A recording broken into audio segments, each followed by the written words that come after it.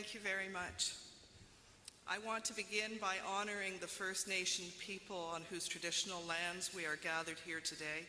May our celebrations do honor to these ancestors.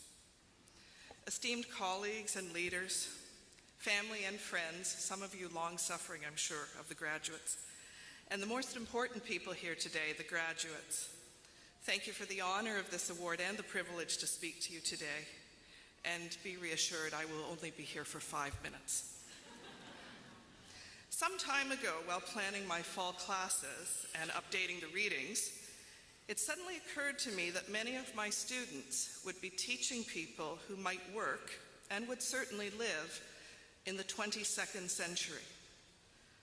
That stopped me for a moment, and I wondered how could I, or how could anyone, guess what kind of skills these students will need any more than someone teaching in 1916 could imagine what would be needed for the 21st century.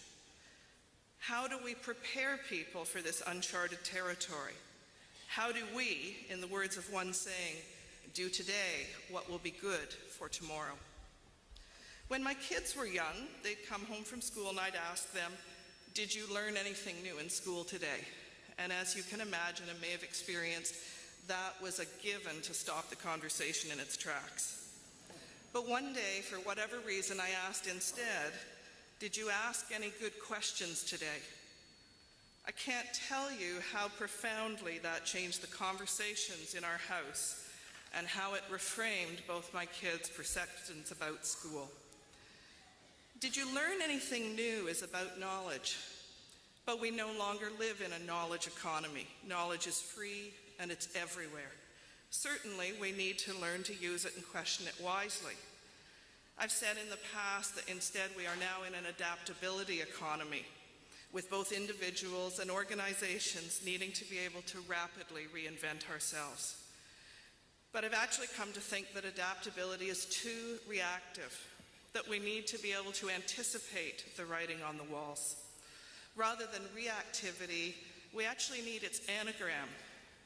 We need creativity.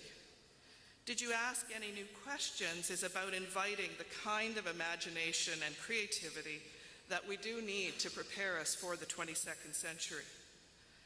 For example, I think questions about ethics and values will increasingly become more important than questions about content. We live in a technological era where we may soon be able to download our brains onto an external hard drive. And yes, I do know which episode of Doctor Who that came from.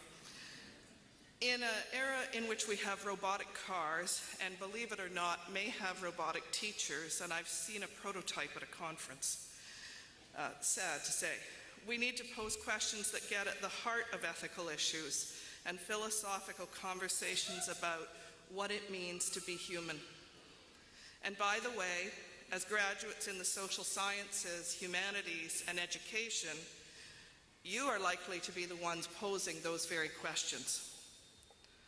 Secondly, I think questions about time and how we spend it and with whom will increasingly matter more than questions about what job we have or may get. We live in an era where stress and mental health issues are increasingly negatively impacting well-being, and life seems to move at a frantic pace. If only our devices came with an insert 24 hours button, I'm sure we'd be happier. But as we gallop towards this 22nd century, we must slow down for our own sakes. I recall one class when my MEd students were talking about how busy they were. Working, finishing assignments at the end of term, juggling family responsibilities, etc., etc., etc. And I sat at the front and listened, and before long, all I could hear in the room was bzz, bzz, bzz, bzz, bzz, bzz. And it made me realize that I'd been hearing that busy refrain for a long time.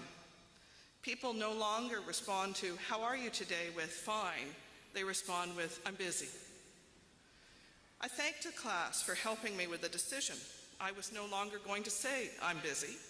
Instead, I was going to do an experiment and say my life was rich and full. And I promised to report back to them. So during that week, whenever I was in the photocopy room or passing people in the hall and colleagues said, you must be very busy, it's the end of term, lots of marking, I said, no, I'm not busy. My life is rich and full. And you can only imagine the expressions that I was met with. But I'll tell you something, and you may have guessed this, life shifted. As I told others and myself that I wasn't busy, I began to feel less so. I started completing tasks much more easily, finding time to make gifts for friends that holiday, and fitting in some wonderful chances to be with friends. Now that I was no longer busy, my life was indeed rich and full. And that is critical, because creativity and imagination take time and cannot be rushed. The questions we must ask need time to germinate. For the sake of ourselves and those coming after us into the 22nd century, they must not be rushed. Bruce Chatwin wrote in the song lines about a group of porters who had been paid for a series of forced marches. He said they, almost within reach of their destination, set down their bundles and refused to budge.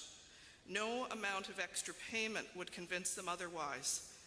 They said they had to wait for their souls to catch up.